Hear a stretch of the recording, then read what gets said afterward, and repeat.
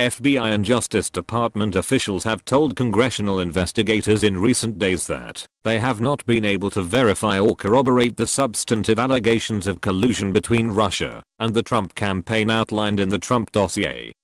The FBI received the first installment of the dossier in July 2016.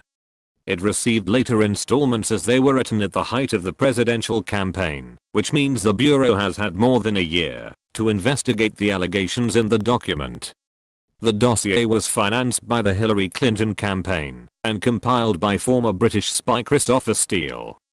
An August 24, 2017 subpoena from the House Intelligence Committee to the FBI and Justice Department asked for information on the Bureau's efforts to validate the dossier. Specifically, the subpoena demanded any documents, if they exist, that memorialize DOJ or FBI efforts to corroborate, validate or evaluate information provided by Mr. Steele or sub-sources or contained in the Trump dossier. According to sources familiar with the matter, neither the FBI nor the Justice Department has provided documents in response to that part of the committee's subpoena. But in face-to-face briefings with congressional staff, according to those sources, FBI and DOJ officials have said they cannot verify the dossier's charges of a conspiracy between the Russian government and the Trump campaign. The news appears to contradict recent statements from some top Democrats. A lot of it has turned out to be true, Representative Adam Schiff, ranking Democrat on the House Intelligence Panel, told the Wall Street Journal. The biggest thing that I think people need to realize about the dossier is that Christopher Steele discovered that the Russians were embarked on a broad effort to help the Trump campaign before our own intelligence agencies came to the same conclusion, Schiff told the Journal. In the broadest outline of what he investigated, he proved more than prescience. He proved accurate in terms of the Russian involvement and what their motivations were. There have been many questions surrounding the dossier. Who paid for it? Who were its sources? Did the FBI use it as a basis to request a secret court's authorization to spy on Americans? But the most important question about the dossier is the most basic one: is it true? The 35 pages long dossier contains many specific assertions that could be verified by an organization with the resources of the FBI verified, that is, if they were accurate in the first place. Here are a few. The alleged 2013 Moscow hotel episode, in which Trump's perverted conduct in Moscow included hiring the presidential suite of the Ritz-Carlton Hotel, where he knew President and Mrs. Obama had stayed on one of their official trips to Russia, and defiling the bed where they had slept by employing a number of prostitutes to perform a golden showers show in front of him. The hotel was known to be under FSB control with microphones and concealed cameras in all the main rooms to record anything they wanted to. Trump's alleged participation in other sex parties in St. Petersburg.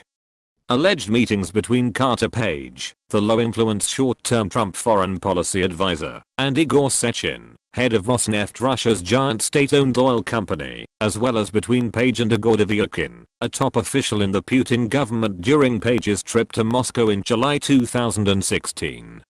An alleged offer from Sechin to give Page and Trump associates the brokerage of up to a 19% privatized stake in Rosneft, worth potentially billions of dollars in return for ending the United States sanctions against Russia.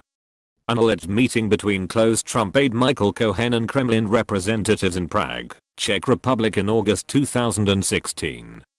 The dossier reported that Cohen also met clandestinely in an EU country with lawyers from the Putin government to clean up the mess left behind by Western media revelations of Trump ex-campaign manager Manafort's corrupt relationship with the former pro-Russian Yanukovych regime in Ukraine, and Trump foreign policy advisor Carter Page's secret meetings in Moscow with senior regime figures in July 2016.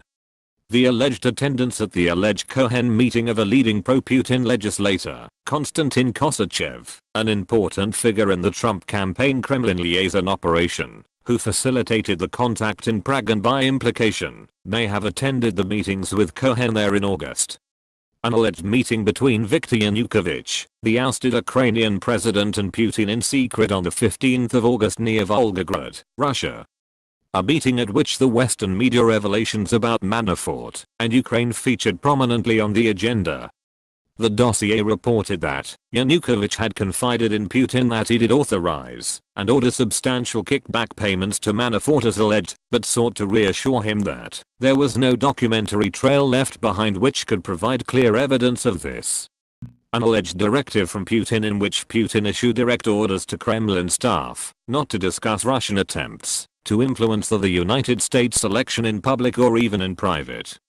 Some Republicans point out that at least one group of assertions, the ones concerning Michael Cohen, have been convincingly debunked. Cohen has produced proof that he was not in the Czech Republic or even in Europe when the purported meeting took place. The dossier attributed the Cohen story to a Kremlin insider who was speaking in confidence to a long-standing compatriot friend.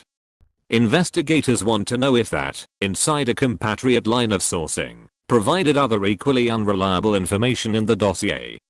Whatever the case, the bottom line appears to be that the FBI and the Justice Department are not vouching for the accuracy of the substantive allegations of collusion in the dossier.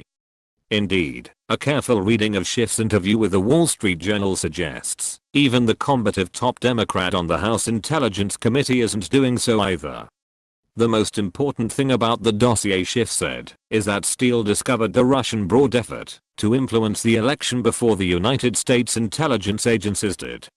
Steele was accurate in the broadest outline of what he did, which was reporting Russian involvement and what Russian motivations were.